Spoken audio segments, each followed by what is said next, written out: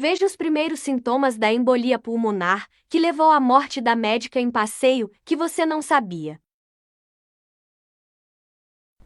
E pessoal, muita gente me perguntou lá no Instagram, Neurocirurgia BR, sobre embolia pulmonar. Quais seriam os primeiros sintomas para até evitar uma pessoa ter risco, né, de morrer, né? É uma doença gravíssima.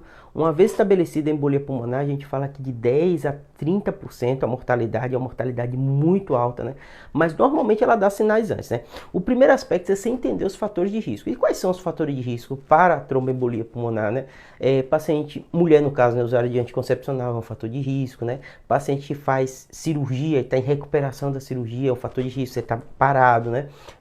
Cigarro, péssimo, um grande fator de risco, né? Um hábito que a gente sabe que é ruim, né? Óbvio que é a escolha individual de cada um, né?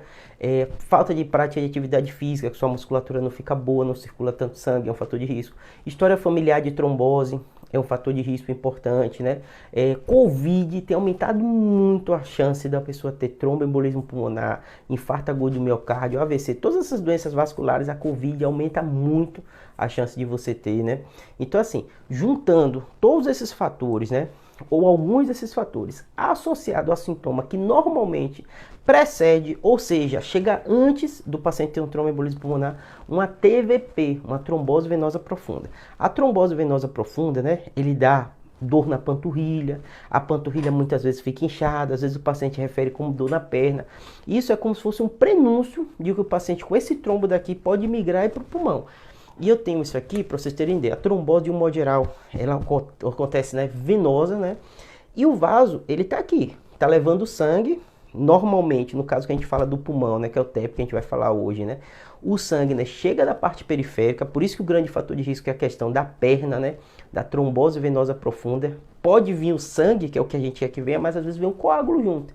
E esse coágulo, ele chega no coração, o coração bombeia para o pulmão, naturalmente isso aqui já acontece, mas não estava no script, ou não estava no objetivo, tem um trombo. E esse trombo faz o que muitas vezes? Obstrui esse vaso do pulmão. Esse é o grande problema. Por isso que os primeiros sintomas, eles referem muito a dor na perna, dor em membro inferior. Aí depois, uma vez o trombo instalado, né, você começa a ter os primeiros sintomas da TEP mesmo, da trombose ou da embolia pulmonar, que é falta de ar.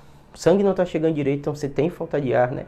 Além disso, né, o fato de ter obstruído um vaso, o sangue, o coração bombeando, ele tem uma dificuldade de bombear, porque muitas vezes são pequenos embolozinhos e obstrui vários vasozinhos desses do pulmão, né?